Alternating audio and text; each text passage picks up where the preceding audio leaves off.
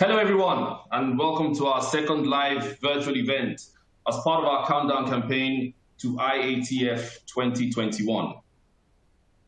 Now, building on the legacy of the inaugural Intra-African Trade Fair, IATF 2021 will without a doubt provide an unprecedented platform through which businesses can take advantage of the huge opportunities that the AFCFTA presents.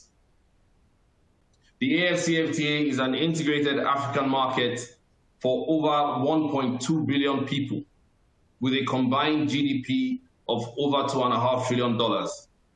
Now, for most businesses, these figures completely redefine the boundaries of commercial possibility. For smaller businesses in particular, this expanded addressable market really shifts the paradigm in terms of what growth and expansion targets should look like. So today, we're going to delve into what all of this means for the continent's automotive sector, Africa's startup ecosystem, and also for the continent's fast emerging creative economy. But before we get stuck in, a little bit of housekeeping. At the bottom of your screen, there are multiple application engagement tools that you can use. All the engagement tools are resizable and movable, so feel free to move them around to get the most out of your desktop space. You can expand your slide area or maximize it to full screen by clicking on the arrows in the top right-hand corner. If you have any questions during the webcast, you can submit them through the Q&A engagement tool. We will try to answer these during the webcast, but if a fuller answer is required or we run out of time for any reason, those questions will be answered later via email. We would like you to know that we do capture absolutely every question. For the best viewing experience, we recommend using a wired internet connection and closing any programs or browser sessions running in the background that could cause issues. For the best audio quality, please make sure your computer speakers or headset, whichever you may be using, are turned on and the volume is up so you can hear the presenters. Some networks cause slides to advance more slowly than others, so logging off your VPN is recommended. If your slides are behind, pushing the F5 key on your keyboard could help to refresh the page. You can also find additional answers to some common technical questions, technical issues located in the Help Engagement tool at the bottom of your screen. So now that we've got the housekeeping out of the way, let me, without further ado, welcome to the floor our first speaker for today, Mr. Andrew Binning. Mr. Binning will provide us with some opening remarks and give us a vertical overview of the automotive sector.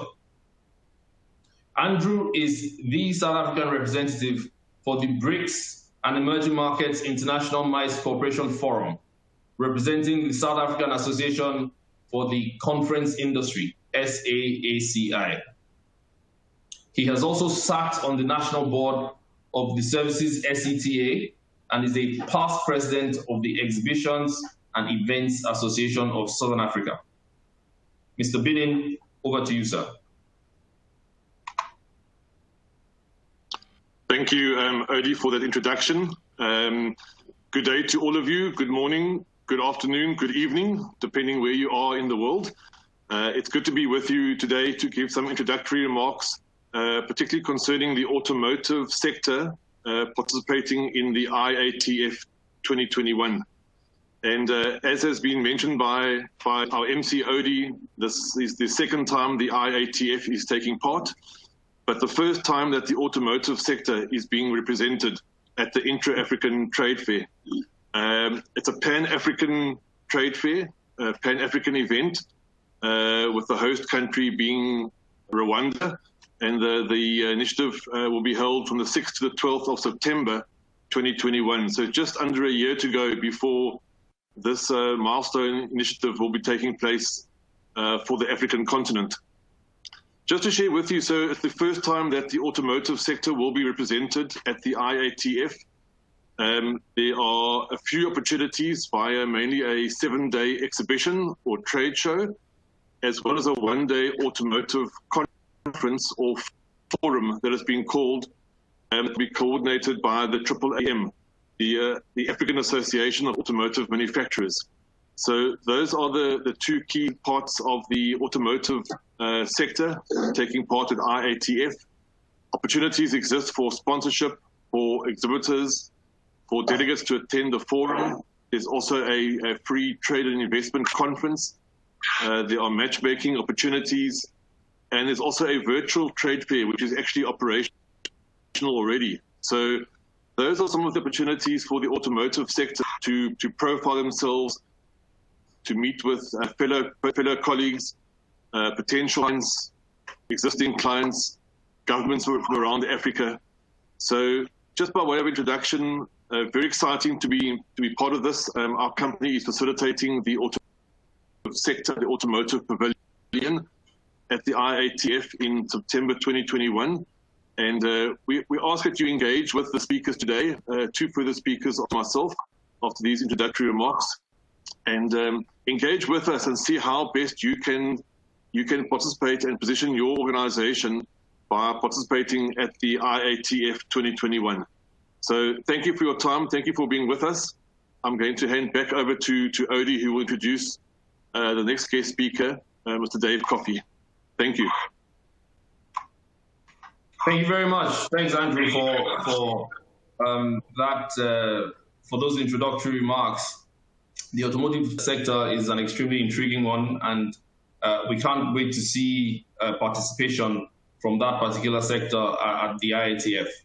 I'm sure the audience is very keen to ask questions, not just to yourself, but the speakers that will follow shortly. But for now, let me move along with the agenda and invite our next speaker, Dave Coffey, for a little bit more of a deep dive into the current status of Africa's automotive sector. Dave is currently the Chief Executive Officer of the African Association of Automotive Manufacturers, AAAM. Prior to that, he held various senior positions with automotive supplier companies, including Doorbell Automotive Technologies, Shatterproof, and Bell Essex Engineering. Mr. Coffey, over to you.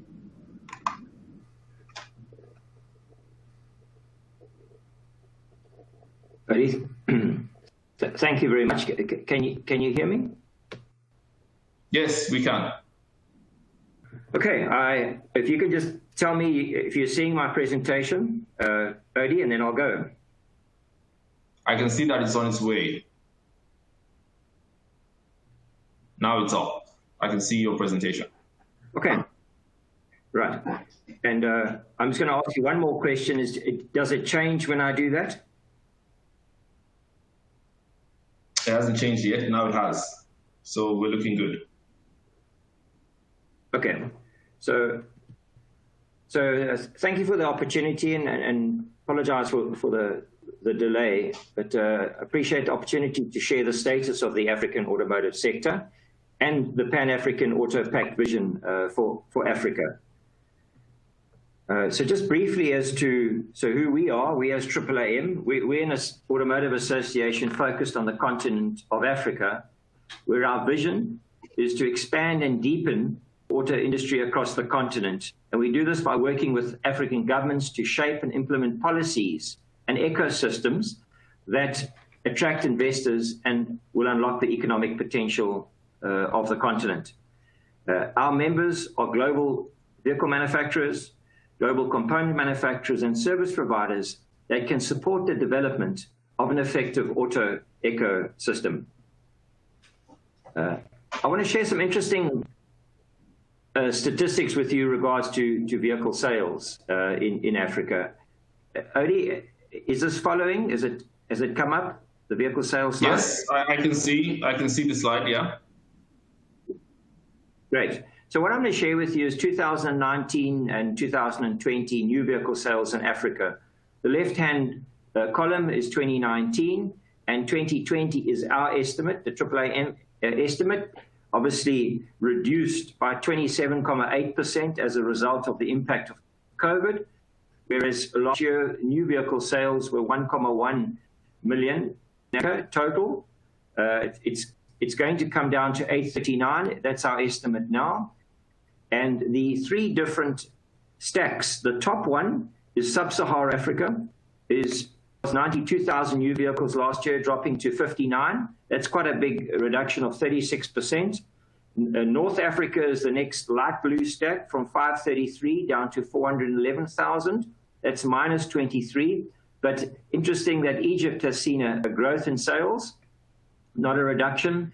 And then the bottom stack is the Southern African Customs Union, reducing by 31%. Also, in these numbers, the North African stack has got 6 countries, the SACU stack has got 5, and Sub-Sahara has got 44 countries participating in that 92,000 vehicles. So it's a very low demand for new vehicles. And to put it into context, the total vehicle sales on the continent on 2019 take up 1.3% of global vehicle sales, 1.3%, yet we occupy 17% of the global population. So the challenges in Africa from an automotive perspective are clearly the demand is low, and that's what I've just been through. And used cars and grey imports, that's new cars that are effectively dumped, make up more than 80% of vehicle sales.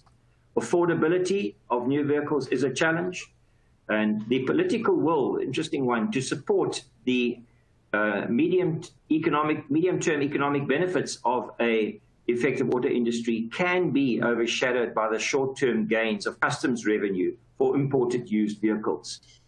So some of the challenge there is when you bring in a new program and you increase the tariffs on used vehicles, ban salvage vehicles, etc., there's a transition before the benefits of the auto industry, which are significant, and I'll share them with you, come through. And then safety is a critical issue where old vehicle fleets result in safety challenges. And Africa has the highest per capita road fatality in the world, which is not acceptable. When it comes to standards, they're not internationally recognized standards, are not always entrenched.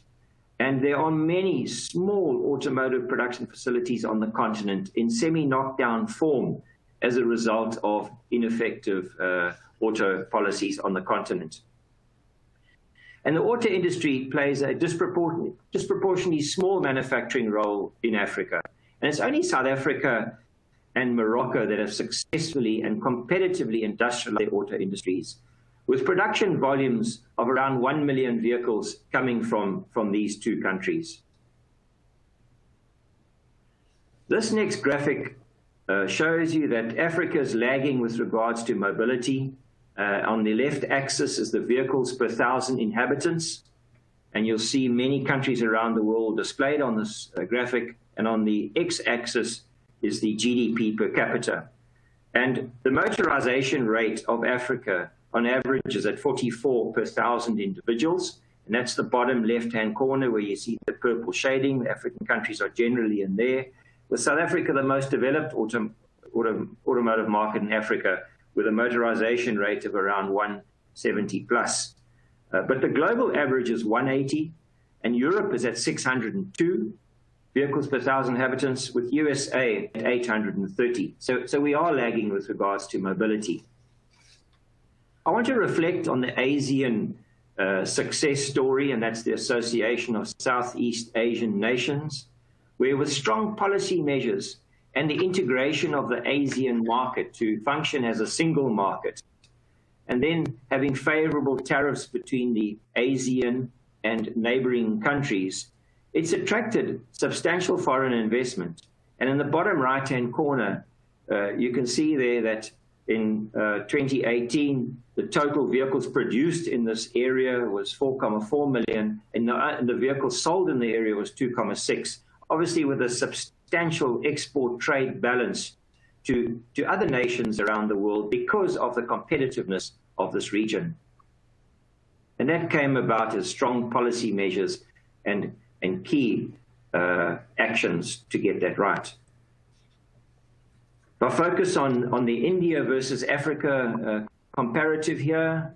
These figures are from 2018, and you can see population very similar. The GDP per capita slightly up for India, but India produced vehicles, that's passenger and commercial vehicles, of 4.4 million vehicles compared to Africa, which was just under 1.2 million. And that's because of having implemented the right automotive policy.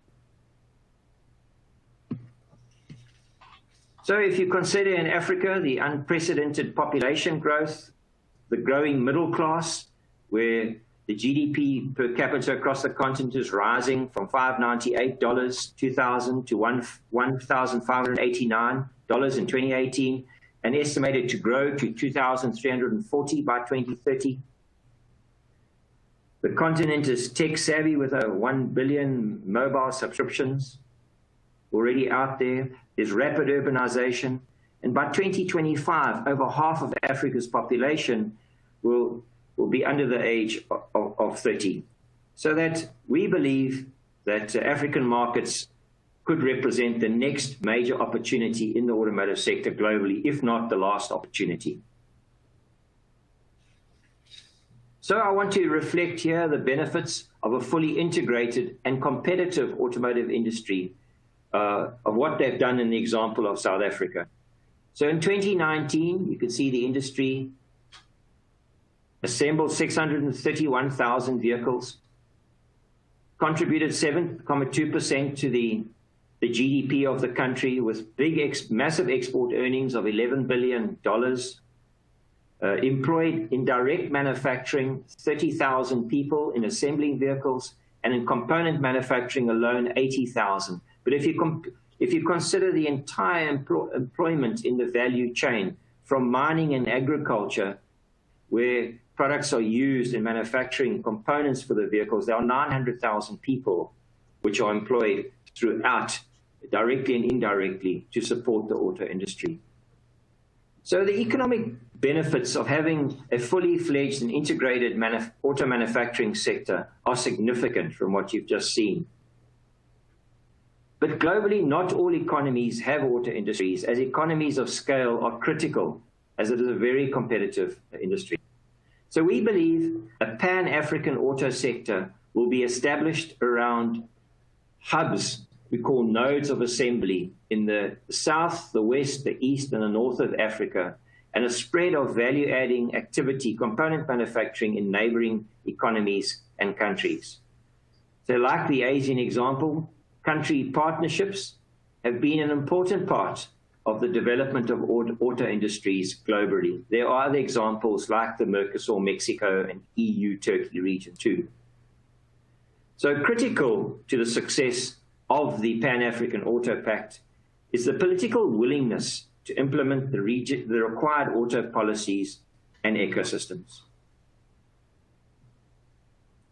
So I'm going to take you through now the steps to our vision and the steps to developing the automotive industry on the continent. And we believe that the vehicle market can increase from 1.1 million new vehicles sold per year to 5 million per year with the vision we have in terms of the Pan-African Auto Pact.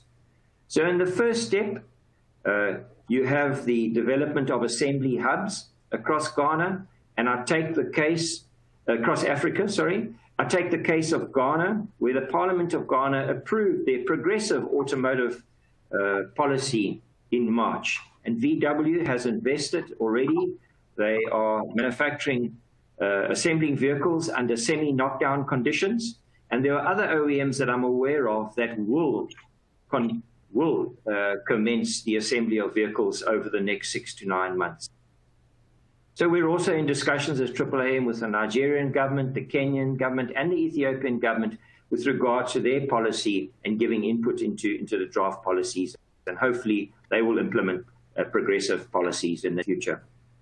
The second step is the progression to the regional collaboration, where industry is scaled by regions collaborating.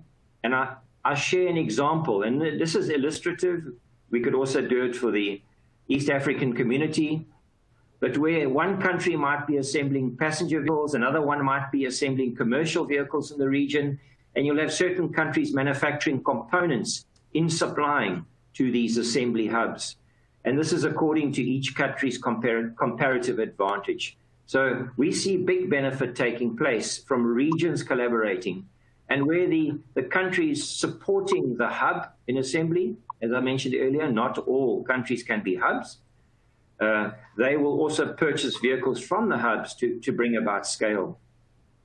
So in the third step, we see this is the Pan-African Auto Pact, where these regional economies will agree trade agreements in terms of a pact. A pact is a trade agreement. And these regions will start trading vehicles and components. And ultimately, we see that a vehicle, a specific model, will only be assembled in one location, ultimately in CKD form. We don't see a vehicle being assembled in semi-knockdown and complete knockdown in two locations. So we see scale being generated because that's what's required in terms of demand, and ultimately it all falls within the African Continental Free Trade Area. So my last slide with regards to the pact is that this development journey starts with the coalition of the willing, progressing to shared and distributed regional value chains that are ultimately collected with a single market. And the coalition of the willing is absolutely key, is who is willing to go down this journey, and for those countries doing that in terms of economic contribution. So just my last two slides, and this is around the IATF. So in partnership with Afreximbank, we had planned for the IAAM Africa Auto Forum to take place in Kigali, actually on the 2nd of September. So it was a conference to take place live, and the theme we had agreed with Afrexim was making the Pan-African Auto Pact a reality. And as it's key to bring key stakeholders together so that we explore barriers and solutions to the development of the auto industry across Africa, we could digitally host the Africa Auto Forum over 3 sessions in September. The enabling policy. The second was regional value chains, what is required to develop regional value chains. And the third, which happens next week, Wednesday the 30th, is driving affordability and mobility solutions. And those are absolutely key topics to actually industrializing the automotive sector in Africa. And we as IAAM are completely committed to that. I have people who come approach me and say they wish to trade into Africa. We're not engaged with trading from South Africa, for example, into African countries. We are here to industrialize Africa. We are here to actually manufacture components, to drive the manufacture of components and the assembly of vehicles in Africa. Ourselves at IAAM and Afreximbank, we will be agreeing specific projects that we will operate on, and we will together support the development of Africa as the world's next automotive industry powerhouse, because that's what we believe is looking at us. So the second Africa Auto Forum will take place at the IATF in 2021, and we see the following as part of that forum. Again, the first journey, I've shared the vision, so how there will be some challenges along the way. We will explore, share solutions to those challenges to overcome them. And we'll also elaborate on trade and investment opportunities. We hope by then we've been successful in our component manufacturing development projects, our skills development, our standards progression, and in that there are opportunities to invest and to trade across the continent and potentially out of the continent from manufactured in Africa. And then communication and alignment is very important in driving this vision. So my last slide, I just want to share some insights that we came across in the Auto Forum that we have had over the last 2 sessions. This vision for Africa won't happen by chance. It requires courageous leadership that is willing to collaborate in both the public and the private sector. We need regions and the continent to collaborate in support of a sound economic case that is beneficial to all participants. And we will work with the African Continental Free Trade Area Secretariat in developing the industry. It is key to have that center pivot in the AEU actually guiding the development of the region, of the continent, sorry, not the region, of the continent. And we've already had very positive discussions with the Secretary General, who completely is in support of our AutoPact vision for Africa. And then my last point is that the industry on the continent needs to be globally competitive. You saw from the ASEAN success story, they've become globally competitive, that they've actually generated exports well out of their region. It does require scale. We need the demand. We need to sort out the affordability challenge and deal with vehicle financing, and the stakeholders are engaging on that. Second-hand cars need to be safe. And ultimately, we want the second-hand cars as the ultimate vision to come from those that were assembled on the continent and those from the program. We are in support of second-hand cars.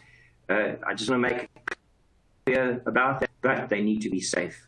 The African Continental Free Trade Area opportunity creates a single integrated market, which is key, which will bring about scale. And it's very important that we develop manufacturing capability in Africa so that we add value in Africa. We can mine copper in Africa. We need to convert that and right through all tiers of the value chain into the final product that's going to be assembled in vehicles. That we need to get right in Africa. And lastly, a comment on the slide is we need to enable exports from the continent. We will trade, we'll be competitive, we'll trade amongst the different regions, as I mentioned earlier, but it will culminate in the ability being competitive to export from the continent. So I thank you for the opportunity, and I look forward to the balance of the session today. Thank you.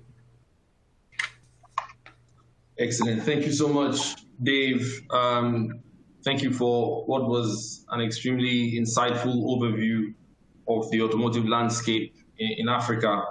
I have to admit that some of the disparities that you called out in sales figures between the various different African recs was quite intriguing. I guess the underlying concept of a Pan-African automotive value chain is also certainly quite appealing if we can get the policy elements properly aligned, as you rightly pointed out. I don't have any doubt that there will be more questions coming your way in the Q&A further down the line. But in the meantime, allow me to re-invite Gainmore Sanamwe to pick up the conversation from where Dave just stopped. So over to you, Gainmore.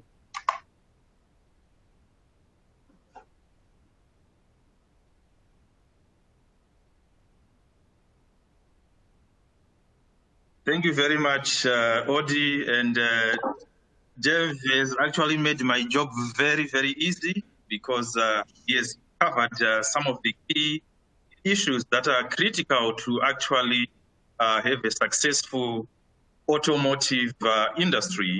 So how do we take the African automotive sector forward? We basically have got a number of things to do, but my key message is that it basically hinges on developing viable automotive regional value chains. So that's basically my key message. We need to focus on developing regional automotive value chains, and we need to capitalize on the large market that will be created by the CFTA. I will then tell you about the number of interventions that Afreximbank has put in place in order to transform the automotive industry.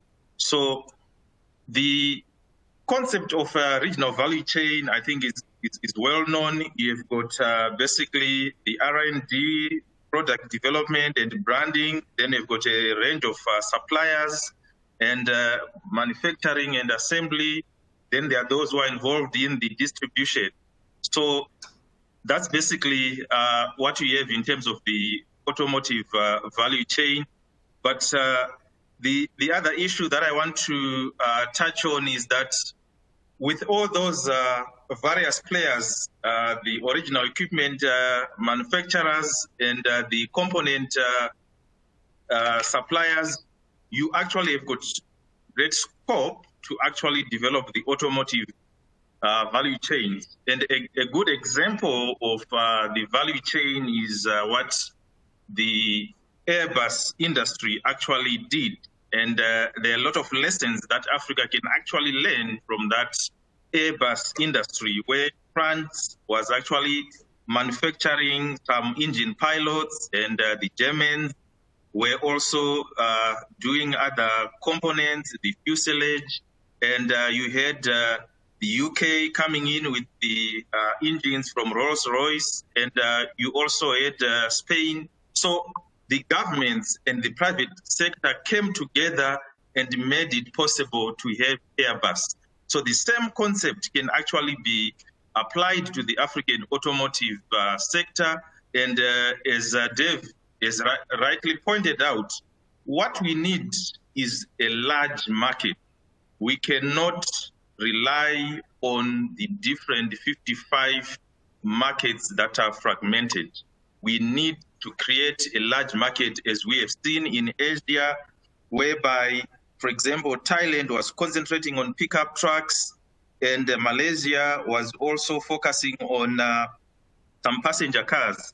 Indonesia was also doing something on SUVs, and Vietnam was specializing in motorcycles. But the large ASEAN market made it possible for investors to come in, as Dave correctly highlighted. So we need to learn from the ASEAN experience and try to see what lessons can we learn, what can we replicate under the CFTA. And this is why it is important to focus on creating the Africa that we want using the CFTA. We need to move away from the current situation where we have got these spaghetti balls of regional economic entities that have got different and conflicting policies, tariffs, rules of origin. Under that arrangement, you will not be able to create a big market that you need. That's why we need to swiftly move and implement the CFTA, ensure that the industrial policies, the rules of origin, the tariffs that applies to the automobiles, all those things, they need to be sorted within the context of the CFTA. But they have to be sequenced properly such that industrial policy will allow the continent to use a range of tools to establish the viable automotive value chain. And then you allow the countries to start trading in the automotive products. And this is basically where you land, what Dave was actually talking about, where the single market is created, and then you'll be able to actually have a viable automotive sector. So let me then focus on what Afreximbank is doing to make the automotive sector viable. The bank basically is its strategy Impact 2021, which has got those 4 pillars: intra-African trade, industrialization and export development, trade finance leadership, and financial soundness and performance. And the first 2 are directly relevant to what we are talking about in terms of supporting the automotive industry, because we are focusing on creating the capacity for expansion of production and processing of basically manufacturing of automotive vehicles and components. And then once those vehicles are produced or manufactured, we need to find a way of connecting them to the market using our Connect pillar. And we will also need to ensure that we've got efficient and cost-effective distribution channels. This is very important, especially when you are trying to import parts either from abroad or from other African countries. Efficient delivery mechanisms are very important. So Dave has already highlighted some of the challenges affecting the auto industry. I will skip that, but I'll focus more on opportunities. There are opportunities. The middle class is rising. The CFTA is coming into place. The political will is there. I believe that we have the right ingredients to develop a viable automotive sector. And what we have actually done, instead of just relying on those broad pillars at the bank level, we've now gone a further step and developed our automotive strategy, which focuses exclusively on putting in place the requisite measures that are required to support the automotive industry. And on top there, our strategy is hinged on 3 pillars. The first one is regional automotive value chain, as I highlighted earlier on. And we also have automotive financing. We've got a range of automotive financing products. And we also have got another pillar which focuses on policies, the policies that Dave was also talking about, national automotive policies and programs, the Auto Pact that he was talking about, the CFTA. These are some of the key policies that we need to create a viable automotive sector. As you probably may be aware, a single car has 30 parts.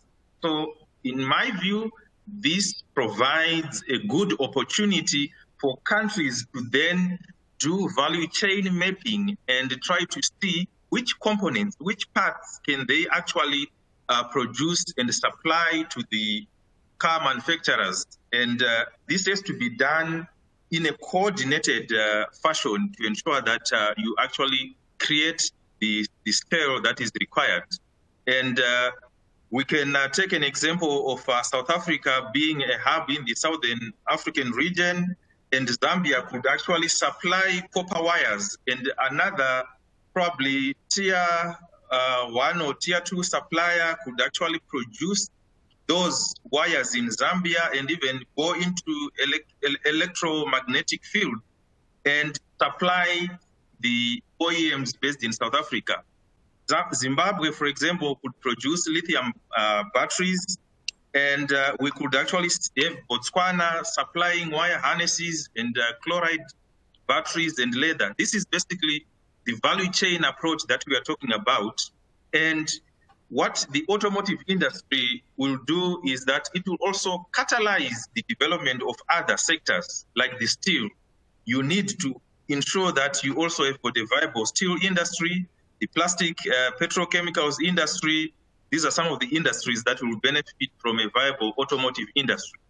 So here, I will not go in detail. I'll just highlight that the bank has got a range of instruments to support value addition, development of regional value chains. We will work with AAM to ensure that the value chains are actually developed. We've got a range of financing instruments that we can actually use to support the automotive industry, both on the supply side and also on the demand side. And on the demand side, some of the things that I just want to call out include distributor financing. We can also provide financing to OEMs. We can actually work with OEMs to provide mobility financing and some leasing services.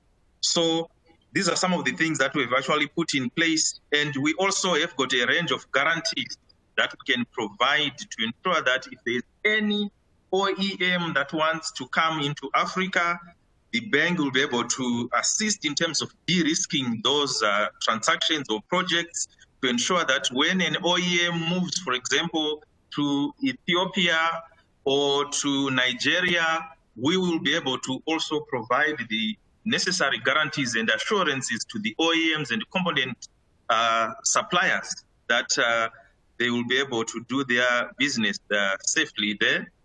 I talked also about the third pillar, which is about the automotive policies and programs. We'll work with AAM and the AU and the AFCFTA Secretariat to ensure that the requisite policies are put in place.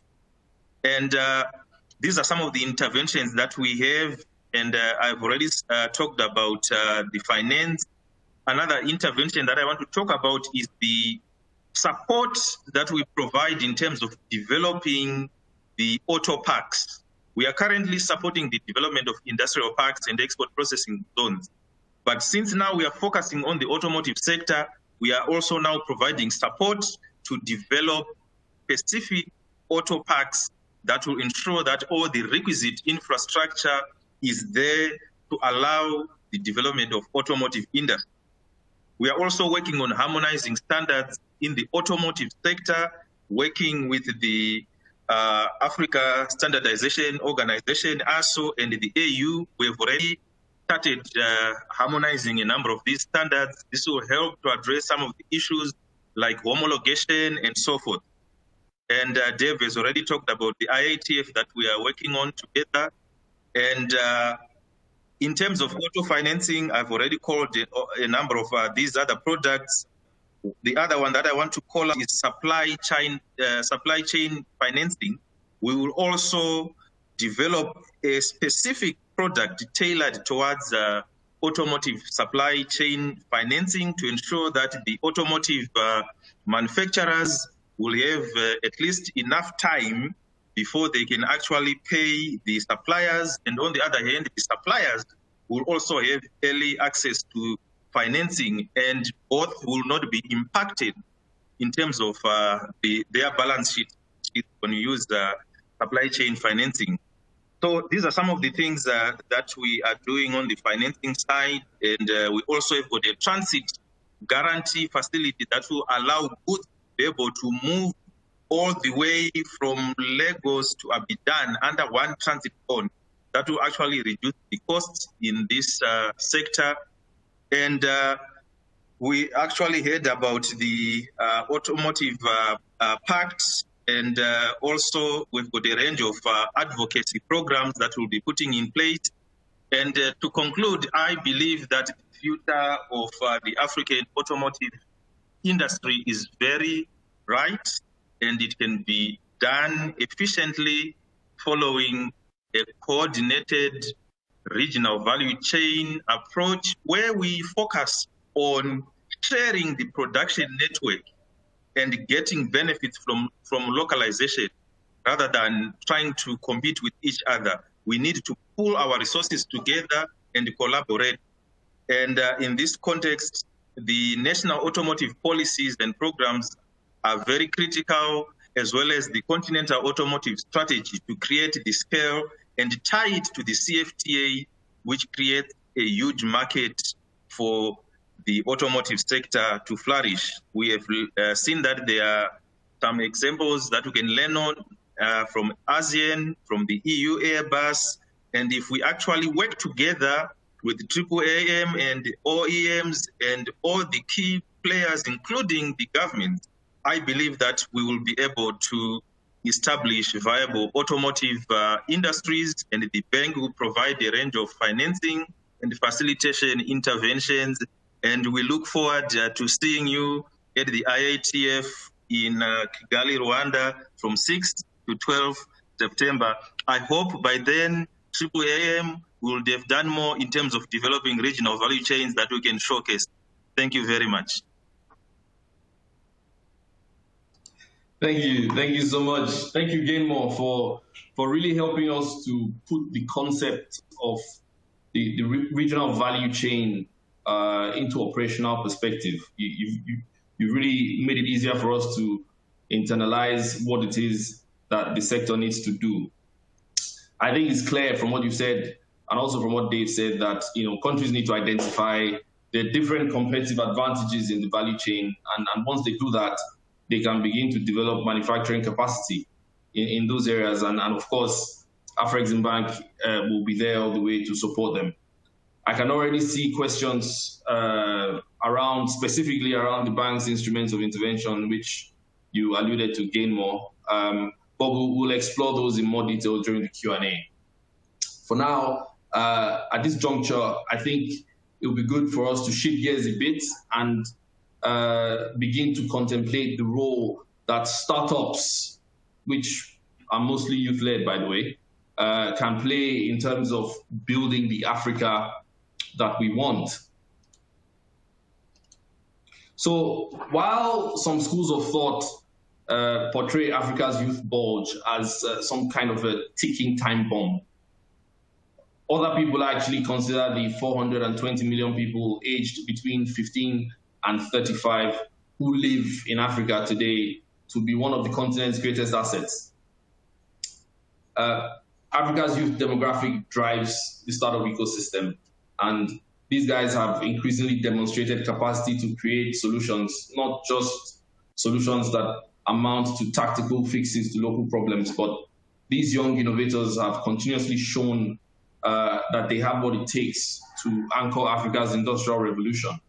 So against that backdrop, our next speaker is Mr. Alan Majuru, who will talk to us about the importance of youth startups in terms of reviving the African economy. Just a bit about Alan. Alan joined Zimtrade in April 2014 as the SME Export Development Manager.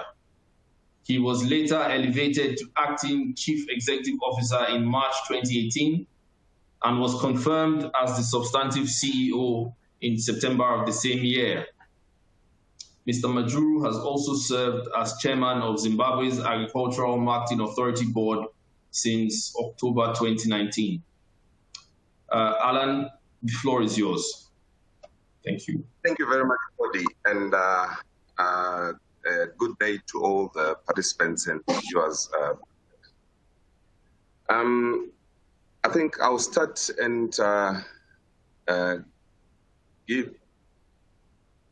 a presentation on what Zimtrade is. I'll start and give a presentation on what Zimtrade is and why we are here. I think for all those who don't know, Zimtrade is the national trade body for Zimbabwe. Our focus is export development and export promotion. So in the process, we link up with a lot of SMEs, youths, and also startups that will assist to get into the trade business. And also, we are the key convener in terms of facilitating participation of companies at the IATF Expo. We did it for when we were in Egypt, and also next year, we're going to facilitate companies to participate at the Expo. I think one key thing I think that we need to look at is the African economy at a glance. We need to see what Africa has and what Africa has to offer, and how the youths, and especially the startups, can come through and benefit from that. I think as Odi said before in his introduction, when he gave an overview about the African Continental Free Trade Area, I think we've got a very big population as a continent, and also the GDP is quite big, even per capita. And we have got diversified economies as countries. And the natural resource endowments that we have, I think as a continent, we're one of the richest continents compared to others. And in terms of tourism, we offer various opportunities as a continent, and also the skilled labor. And most importantly, like what Odi said, 75% of our population is under 35 years. And with all this, where do youths and where do startups come through? How can they tap into these opportunities to make sure that we extract value that can benefit the continent? So this is what I'm going to be focusing on during my presentation, to try to give practical examples to say, we have this, and as a continent, what are we doing as youths and as startups to tap into these opportunities that are there? So I think there are some hard questions for African youths that are there. I think the slides are not moving as I'm talking, so can somebody please also move them? I'm on slide 4. I'm seeing on the other end there's no movement. So there's some hard questions for African youths that we need to look at, and those hard questions also present in themselves challenges. But I think the way as startups we look at challenges, we then need to turn them into opportunities when we look at them. So I'm going to look at some of the hard questions. And some of the hard questions, are we adding enough value to our resources? If you look at it as a continent, we are basically a raw material supplier as a continent. We're exporting jobs, we're exporting value at the end of the day. So that narrative needs to be changed. And the youths and the startups need to look at the opportunities that come with the value addition process, so that as a continent we benefit. And also, our current economic growth models are inclusive. When we prepare policies, when we work on the business environment, are we including the youths? Are youths contributing to these growth models? So these are the questions that we need to discuss. And also, are we solving real problems, such as issues to do with food security, if you look at the youths, and when we talk food security, we mean agriculture, and youths playing a key role in terms of agriculture development, and also their innovations. Are they assisting viability in terms of agriculture? So this is what we also need to look at as youths. And I think going on, climate change is a topical issue globally. And as youths, what are we doing to make sure that we contribute into this narrative? I know there are a number of things that have been done, climate smart interventions, going green. In Zimbabwe, we've got a company called Oxygen that has developed solutions of going green and also making sure that the environment is protected. So we need to make sure that such stories are profiled for other youths to learn that it can be done, even with startups. And this was a startup that got a grant to deal with this. And also, we talk about the fourth industrial revolution. How is the fourth industrial revolution going to increase our competitiveness? And this is where we talk about issues of artificial intelligence, digitalization in the face of COVID. What are youth startups doing to take advantage with the opportunities that have been opened up? We know COVID brought challenges, but also if you flip them the other way, they become opportunities. But what we need to do is, are we providing solutions that are sustainable as youth startups to make sure that, one, we solve the problem, and two, as a business, we remain viable and a going concern. And lastly, the hard question that also pertains to the discussion that we're having today in terms of the African Continental Free Trade Area. Are we trading enough within Africa? Are we trading enough? I think as a continent, and compared to other continents, we are not trading enough within ourselves. And what role do youth startups play in making sure that as a continent, we increase intra-Africa trade? There are massive opportunities that are there. The issue is now to guide the youth and the startup to see how best they can tap into this. I think what is now key is we need to also have an appreciation of the characteristics of our startups, because these characteristics then help us address the challenges that we face. And the good thing is the youth and also the startups, they're innovative. So innovation is quite key, especially in the face of COVID. Even before, it's quite key. People are going digital. And how, as youths, do we come through and set up platforms, set up apps that help businesses in doing a lot of exchanges? And also, they are risk takers, but also there's a flip side to that, because the more they become risk takers, the more also the financial institutions tend to shy away, saying, hey, the moment I give these youths money, already it's lost before they get into business. But it's an advantage, especially in the face of the dynamic and changing environment. You have to be a risk taker. High risk, high returns, as people normally say, and low risk, low return. So for us, it's an opportunity, it's a positive that we need to then shape for youth to take advantage of. And there are early adopters. I think if you look at the trend of what happened during the COVID period, most of the guys who ended up manufacturing PPEs or who ended up setting up companies in the business of disinfecting, they're youth-led. Quickly saw an opportunity, quickly improvised, quickly innovated, and quickly tapped into that opportunity. So these are the characteristics that you want in these startups so that they can benefit, and they work smart. I know when we grow up, we always used to be beaten by our parents when we don't do well in school, that you are not working hard. So it's good to work hard, but you make more margins when you work smart. And these startups are very good at it, and the young innovators. So this is an advantage in terms of then addressing issues of taking the continent forward through the youth. And also they are tech savvy, I think we all agree, and also influencers. They mainly follow influencers, but the issue is also for us to guide them to follow influencers that can make them have sustainable business models, not fly by night people. In terms of economic development, I think there are a number of issues that they can look into the youth and how they are reviving the economy, the production output. I think I've spoken about this. We need to make sure that we produce more than we are importing as a continent. And also, this then creates some job creation at the end of the day, because the number number of jobless youths is very big, and there tends to be a cohesion within people in the same age group. So the more we have these startups, the more job creation that is coming through, also through forward and backward integration in terms of them giving services to companies.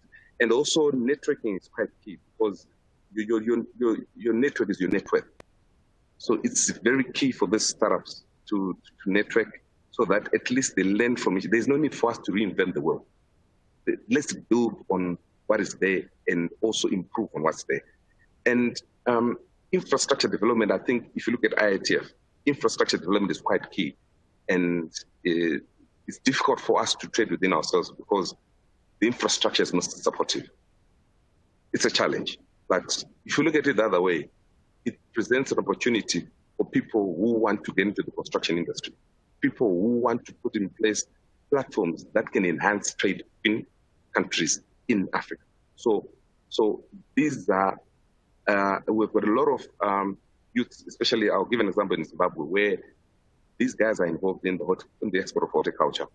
And they've set up the requisite infrastructure in terms of cold chain system for them to export granadillas, mashed and sugar snap peas to EU.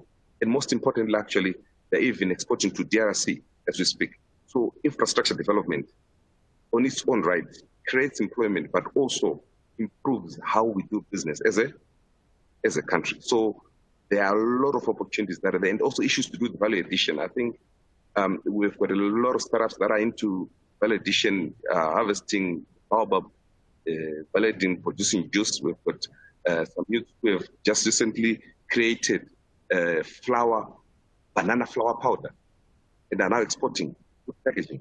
So these are niche products, niche markets that the youth startups can tap into and also get good return from doing business there. I think also there's the issue of systems and also the fourth industrial revolution. I think I've spoken about this, and the need for us to position our youths in terms of how they fit into this, because this is mainly digital, artificial intelligence, and creating the enterprise resource programs. So this is what they're good at, and most of them have come into the fore to make sure that they tap into that. And in terms of regional integration, which I think we have put keen interest in, and how the youth can tap into that. I think cross-border trade, if you look at what happened during COVID, really affected a lot of things, and a lot of people out of business due to that. But the youth then ended up setting platforms that can assist in the movement of goods between two countries without necessarily people moving physically.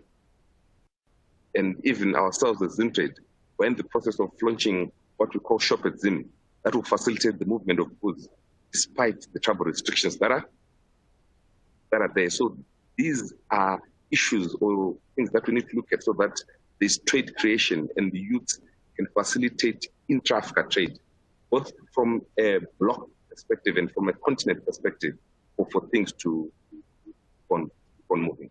And also regional value chains are also key, and I like what Genmo was saying in terms of these regional value chains.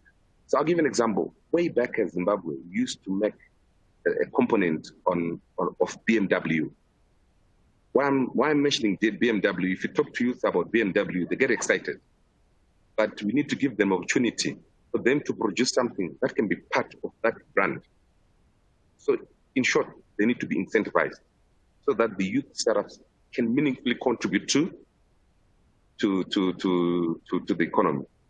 And I think finally, on my slide, I need to talk about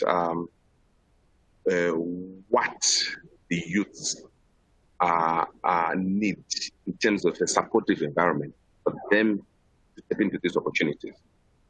I think as public and private sector, we need to make sure that there is an enabling policy to bring the youth and startups into the mainstream economy. The enabling policy is quite key because they are quite unique in their own right. So issues need to be addressed to make them viable entities. And also I spoke about financing. These guys have no collateral, youth startups. They have no collateral. But still, one philosophy that we've been pushing is money follows an idea. So I think it's good to work with the idea. And then if the idea is viable, money will follow it. And we need to make sure that when collateral is required, I think the product that they want to sell can use this collateral. I'll give an example of what we did with some of the youth. They got a market in Botswana, but they did not have enough capital to make the sufficient production requirements for that market. So we engaged the banks, and the bank said, you export through us, your product will be your collateral. So these are innovative ideas that we need to put in place to make sure that we've got structured finance tailor-made to suit startups and youth. And again, more, I would appreciate if African Bank can, I know they're doing something, they can do more on that regard. And also capacity development, technical development is quite key. But mentorship is also, you see, most of our youths need mentorship. And this is quite key for them to be successful startups and also contribute to the economy. I will not belabor the issue of infrastructure, I've spoken about it, and also market linkages and export markets. We need to bring them into the fore because they've been playing a laid-back attitude and also leaving some of these for the big companies. But in their own small role, they can play a big role in terms of facilitating linkages and to export markets. And also, I think stronger networks are quite key. They need to keep on engaging and networking so that we don't reinvent the wheel, but we are innovative on platforms that add value. I think with those few remarks, Odi, I'll end up by saying youths are part of the present and all of the future. I thank you. Thank you so much, Alan. I hear you loud and clear. I want to thank you for what I consider to be what came across as quite an honest presentation. Startups, by their very nature, are usually built to solve problems. And Africa in the current state is in no shortage of issues that require resolution. You know, all of our core sectors need it, whether it's healthcare, agriculture, education, etc. The youth can play an important role in terms of helping us find solutions to the problems that we are facing in those areas. So we do need to put structures in place to leverage these digital natives in terms of helping Africa meet its long-term industrialization objectives. If we do that, then I have no doubt that the opportunities for youth engagement on the continent are effectively endless. I definitely have a few questions for you, Alan, but as I always say, we'll push those to the Q&A session. But in the interest of time, let me bring in Emery Rubagenga to show us the other side of the coin. I'm sure he's going to reiterate some of what you've said, but Emery will give us a view on what the challenges African youth startups are currently confronted with, and also give us an idea of how they can navigate those challenges in a post-COVID era. Emery is a Rwandan businessman, and he is CEO and founder of Ishango Investments. Prior to Ishango, he served as Chief Executive Officer of Roca, which is one of the largest mining companies in Rwanda. He has also mentored several young Rwandans to become successful entrepreneurs through his work as Vice President of the Chamber of Young Entrepreneurs of Rwanda Private Sector Federation. Emery, the floor is yours, sir. Thank you very much, Odi, and I'm really honored and privileged to be on this panel speaking after Gilmore and Alan and yourself and other colleagues. Is going to be very interesting because many of the points that I intended to highlight have been spoken up to. I think it will be also a little bit challenging here, I see, about uploading the presentation. So I'll just quickly go through it and highlight the points that I wanted to discuss with you today. Before talking about the challenges, Odi, I want to quickly put out there some of the key factors to highlight the size of our economy and what the startup community here or the young business community must see as a potential. And then we will go through the challenges and eventually tap into the how we can overcome those challenges. So quickly, like so many have said, the continent is big, 54 countries that are completely different one to the other, very multicultural, diverse realities. So for a perspective of an entrepreneur, of business person sitting in Accra, Ghana, intending to do business in Zimbabwe, it's a totally different perspective, environment, and this needs to be highlighted here. Having said that, we need to highlight the fact that we have more than a billion people on the continent. This is a huge, huge potential. And in 10 years, only in 10 years, we will be surpassing India and China combined in terms of population. So, so far, we have countries like South Africa, Nigeria, Kenya, and Egypt that are big dominant players. And rising stars like Rwanda and Ghana are also playing a significant role when it comes to doing business and enabling investment. Just to give a quick highlight here in terms of figures, last year, the value of venture capital deals in Africa was around 1.4 billion, which is the double of the previous year. So we have been doubling our level of business in the startup community for the last 3 years consecutively. This is quite a significant development. Now, where are the gaps?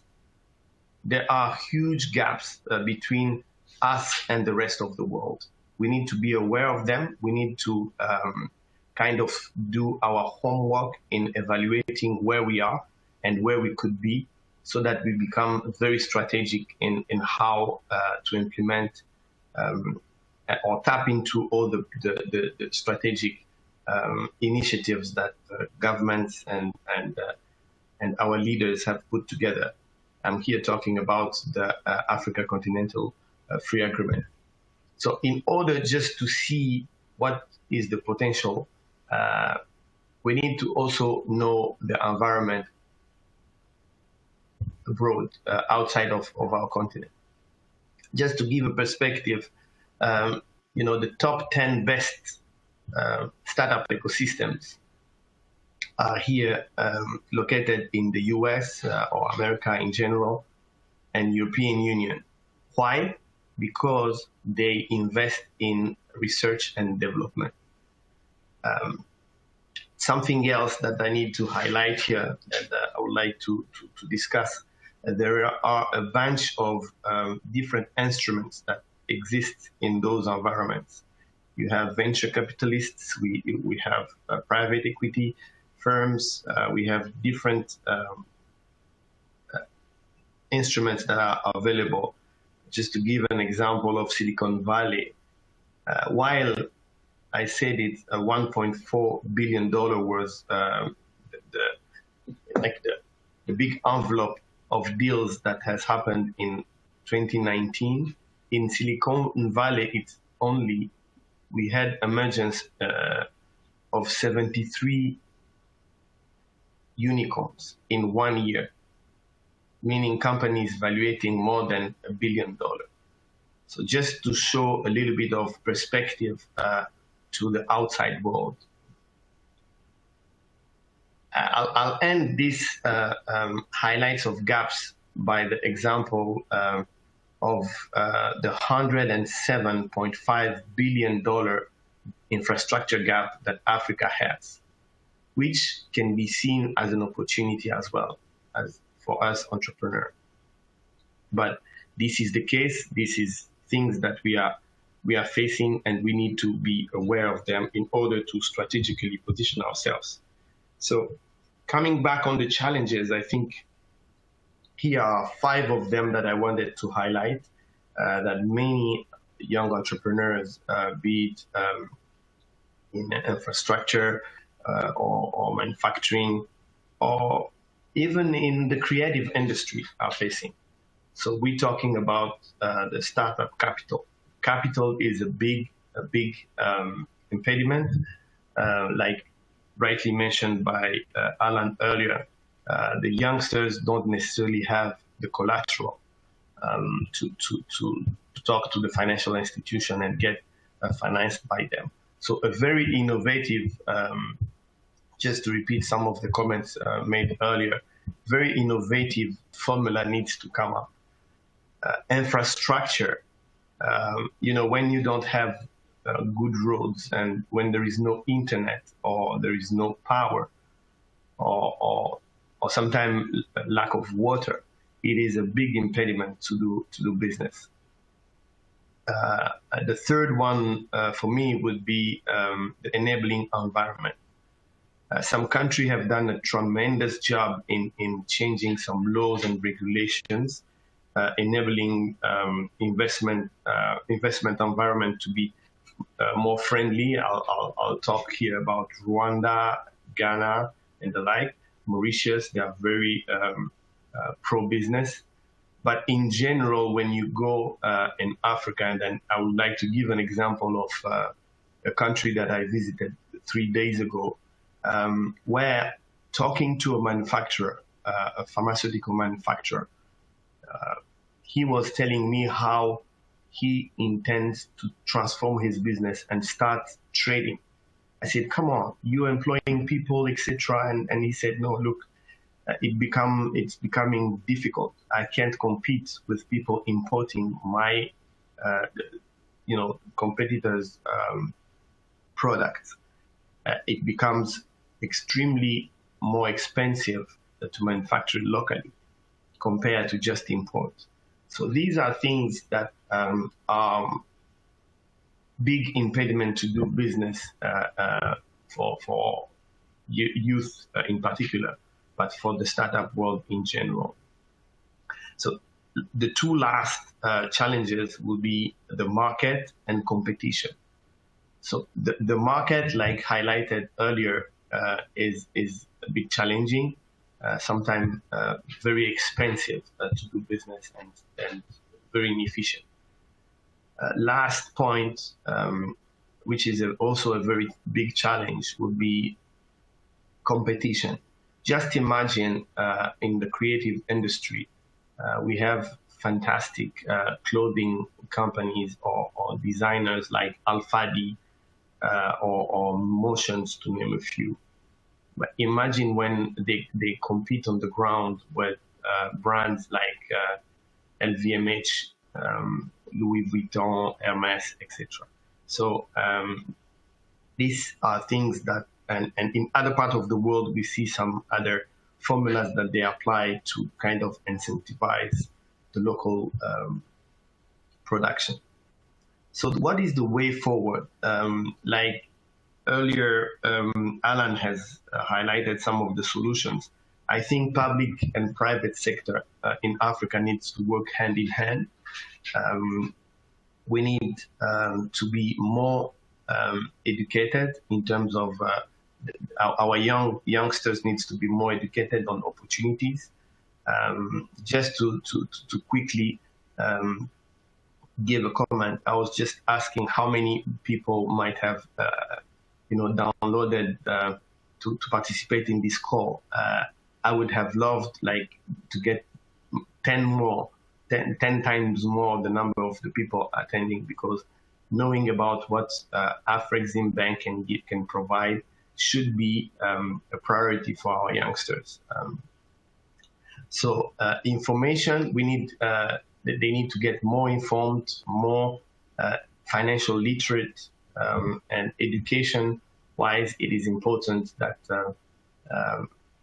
our youngsters get familiar with what is available, but also the education system needs to change. I want to quickly highlight some investment in human capital that needs to be done.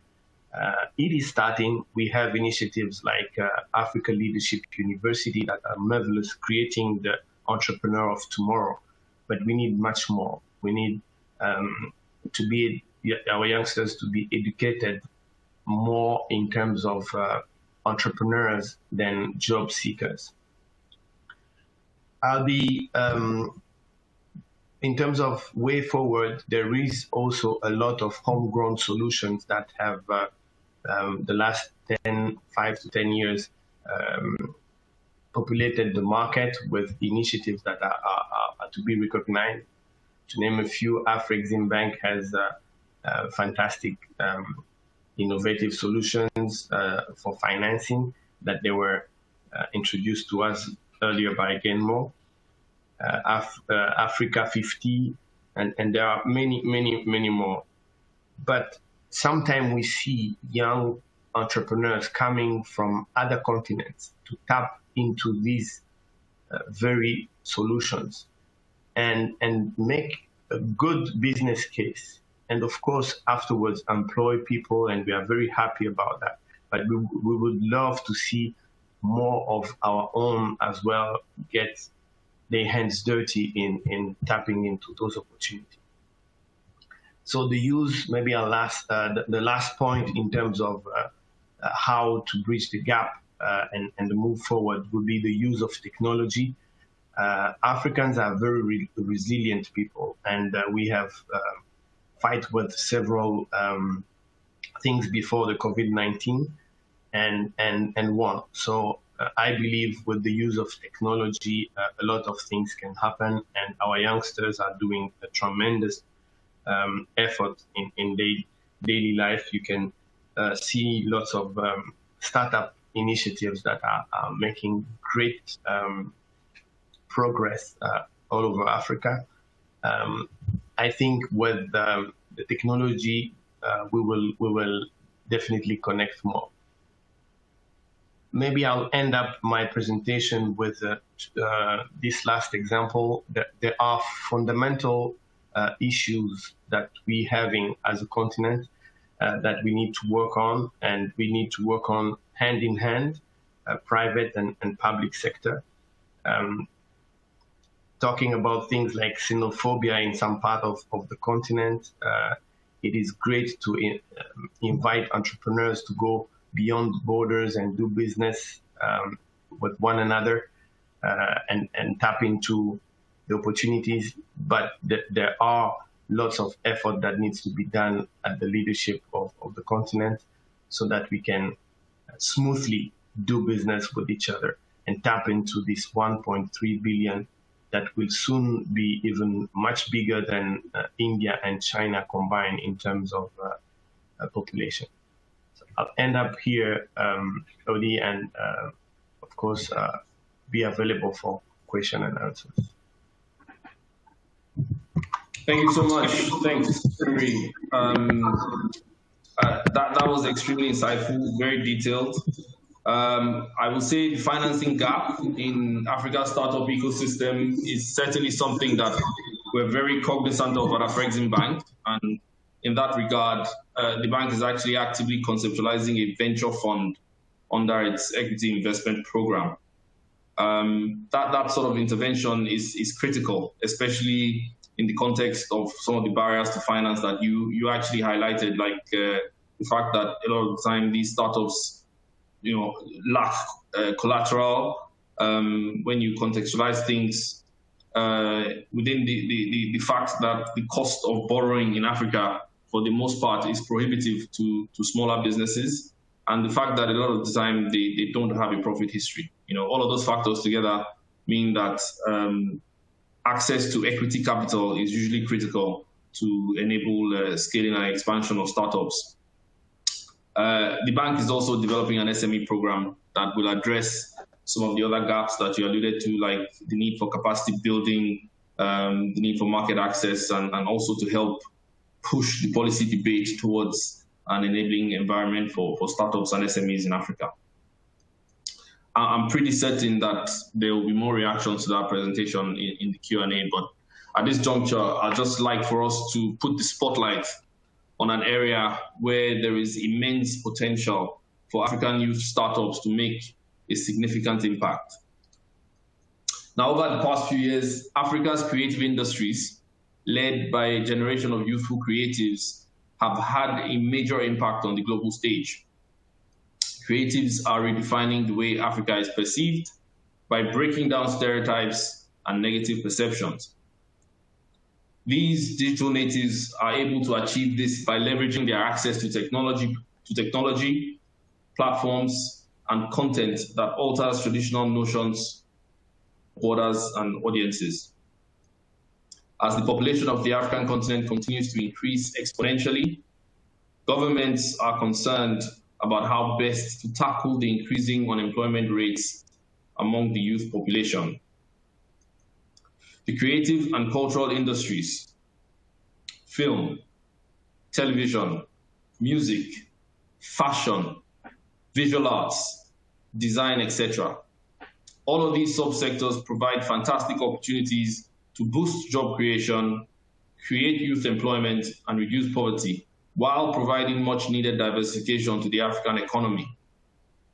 So it is critical that governments and the organized private sector across Africa embrace, support, and drive the development of policies and structures that will provide an enabling environment for the creative industries to thrive and in turn improve the GDP of countries in Africa. Africa's creativity signifies an untapped potential for exponential growth, and it is time for Africa to begin to reap those benefits.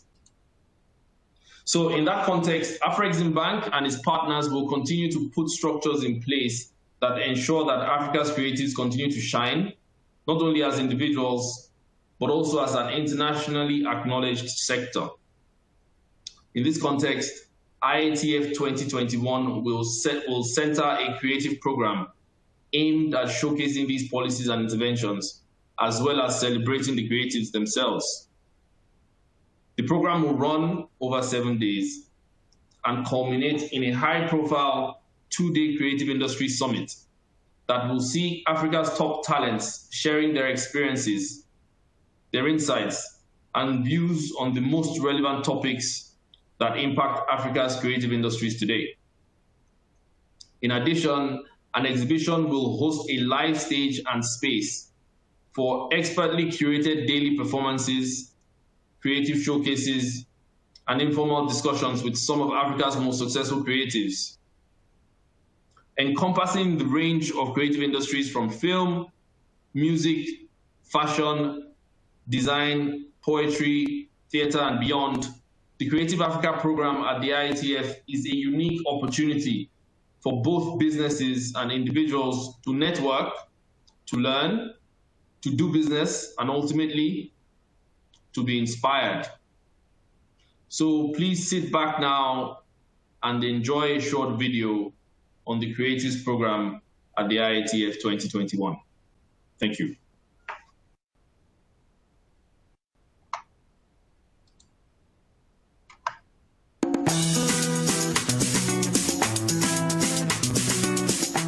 Every child has a dream. Mine is to dream about gracing the world with African treasures, African stories, African styles.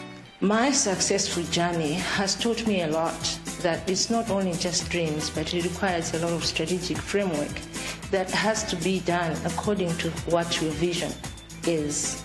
There's so many challenges in Africa for you to be successful. I'm so excited to share my journey in Rwanda as an IATF ambassador with potential designers. This is a chance for us designers to showcase, to speak our language using fashion, that we connect with different businesses. Fashion is most important because it's the way it boosts our confidence, and we can't live without fashion because it speaks more about our personalities. So I'm looking forward to connect with many designers, creative side, and most importantly, it's a platform that is going to give us a chance to trade our businesses and meet a lot of investors and to be inspired by any other creative sector.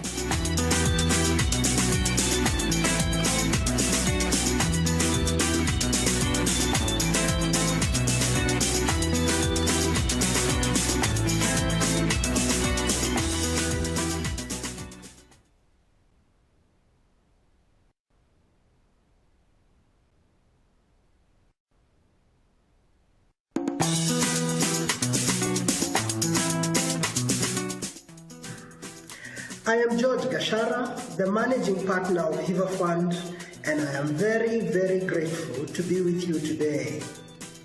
Hiva Fund is perhaps Africa's first dedicated finance, investment, and business knowledge facility for the creative industries, and which is currently serving 5 countries, and that is Uganda, Rwanda, Tanzania, Ethiopia, and Kenya. Today, I would like to join the African Union, the Afri-Exim Bank, and their many partners in celebrating the Africa Trade Area Agreement, which is a game-changing agreement that not only shifts how we do business in the continent, but it helps us gain creative business traction in our home countries. It helps us access a regional market of 1.3 billion people, but also, and most fundamentally, allows us to secure future growth for our continent. And it is for this I would like to invite you to a conversation on creative industries where we can conspire together at the second Intra-Africa Trade Fair that will be taking place in Kigali, Rwanda in September of 2021. But in the meantime, please be safe and see you soon.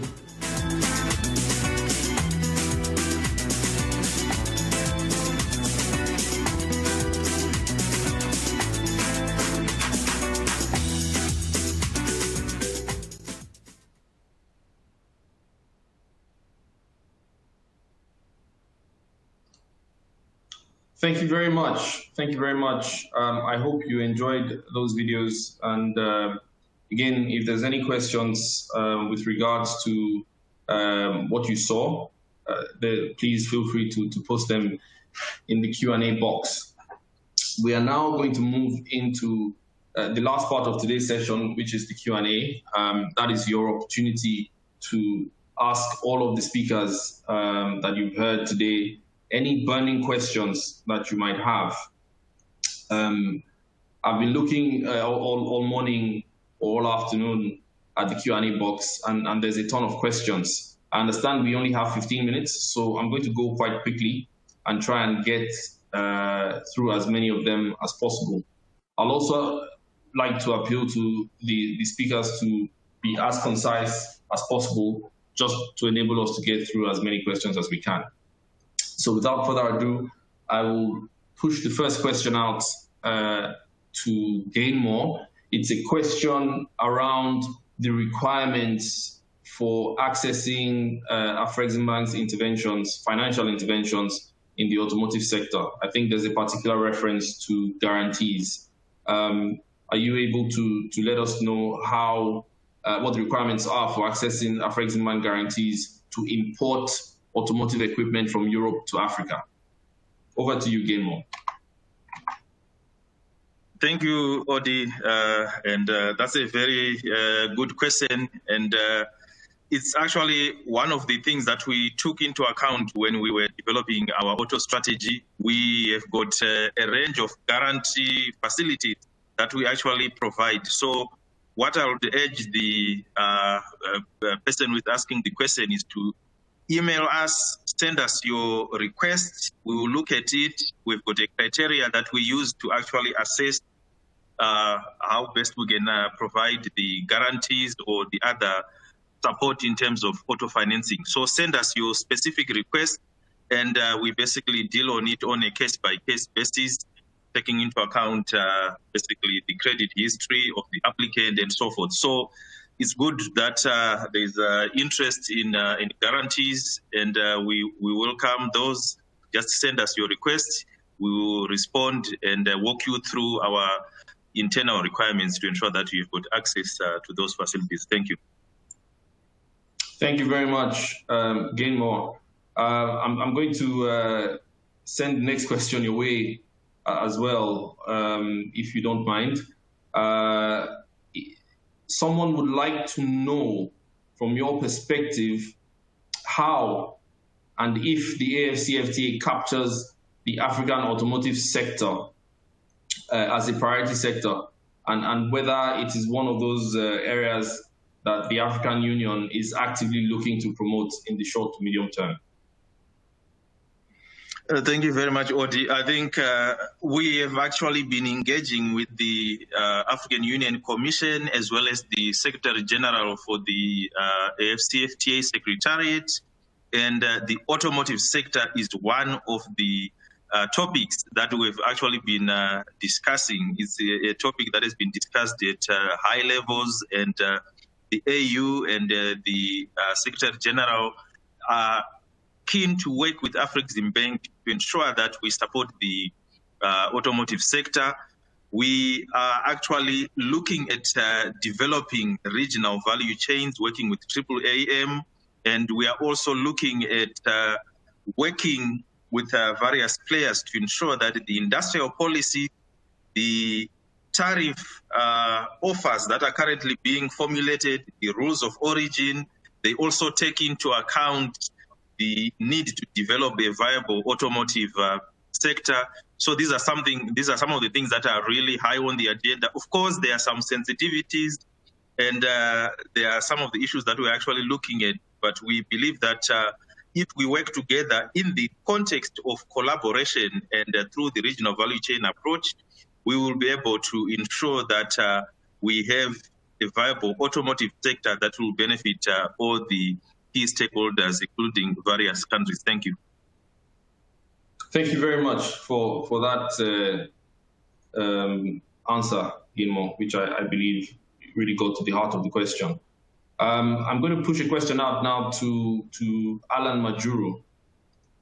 There are a lot of youthful Africans in the diaspora who want to participate in agriculture for export. How can those diaspora-based entrepreneurs benefit from the good work that Zimtrade is doing in terms of finding access to markets? Thank you very much, Odi. I think I'll take this as a comment.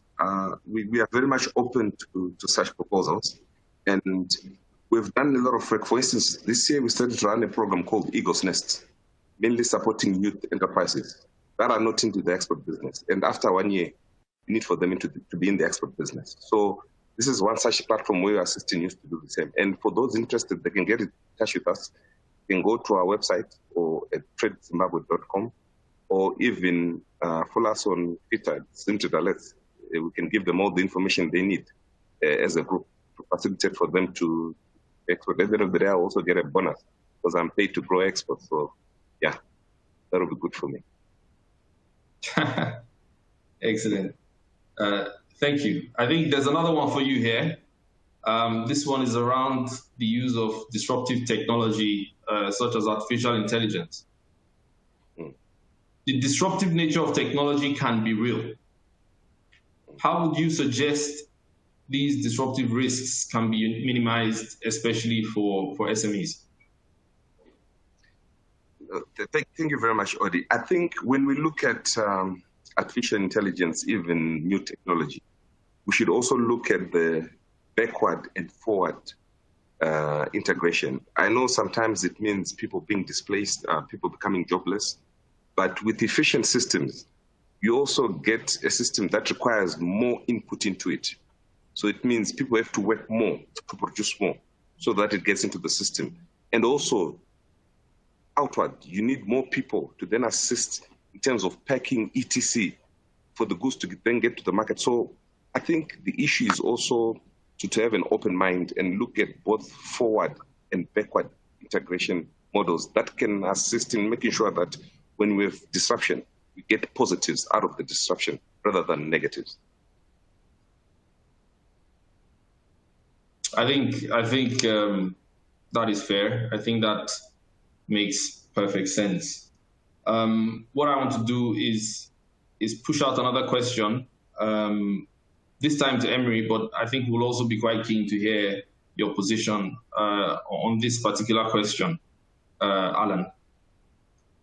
The question is as follows. Is there a potential for a platform where investment-minded middle-aged people can invest in youth enterprises?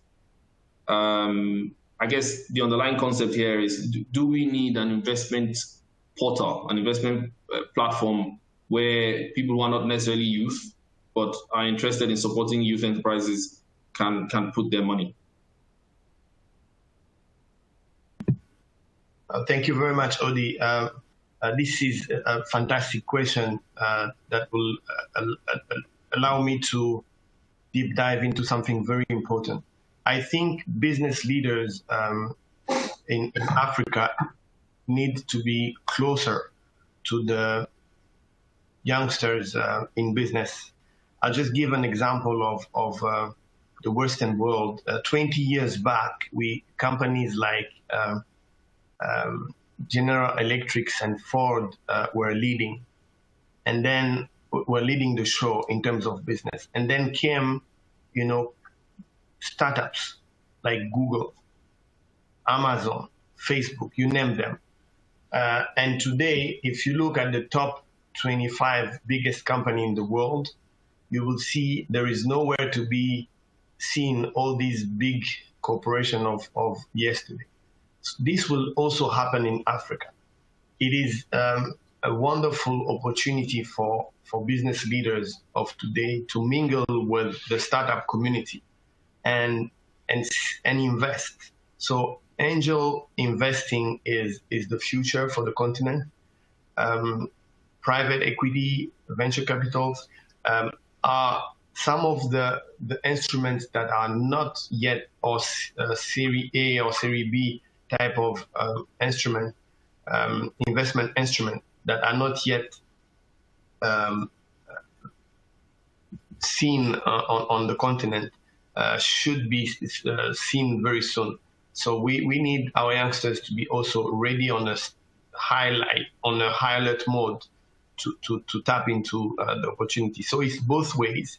And young entrepreneurs need to mingle with each other as well. So networking platforms like Junior Chamber International, or for even more seasoned business people, Young President Organization, can be places where this kind of conversation can be developed. So networking and tapping into this untapped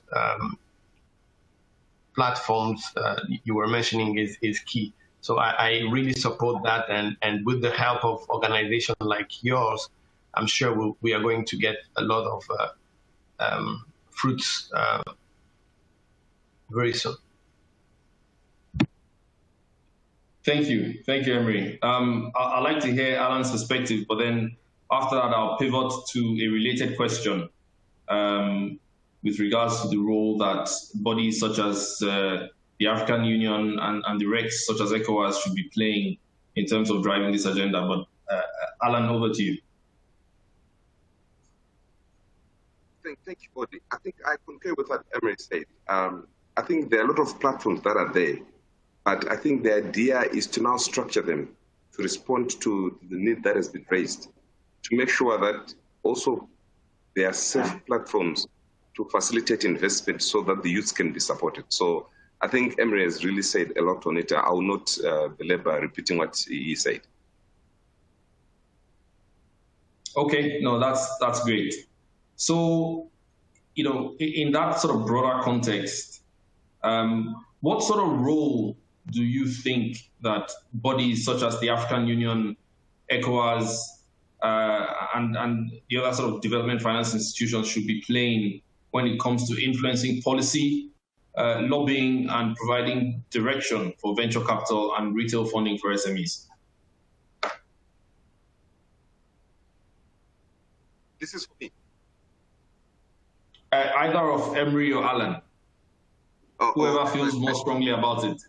I think I'll give it to Emery so that I can piggyback on him. Sure. I think. Thank you. So I think this is an amazing time we're living in, where we're having initiatives like Africa Free Continental Agreement in place and the Secretariat. What we don't have is a proper organization of the private sector that is also like federating everyone on the continent. The idea would be if we can, with the help of African Union and all the continental initiatives that are political, help in putting together the business community as well. We are extremely busy people in our lives, and sometimes we tend not to be on top of things when it comes about the opportunities that are available for us. We kind of get too busy to be good to ourselves, our own self. So the help of organization like yours, the newly established Secretariat of African Free Continental Trade Organization and African Union help federate a body of kind of an institution for the startup community would be tremendous, just for the mingling and exchange of information, but also to be like a plaidoyer platform to interactively share what is available and best practices. I think if we enable that altogether, it's just the rest will be history. No, that I have to agree to that. Broadly speaking, I'm just conscious of time now. It's 2 p.m., but I'm going to take one more question. This one I'm going to direct to Mr. Dave Coffey, who probably thought he'd gotten away with it, but I have reserved the last question for him, and I think it's quite an important one. Dave, you spoke quite a bit about the merits of regional value chains in your presentation. Are there examples of successful regional value chain collaborations in Africa today from which the automotive sector could learn?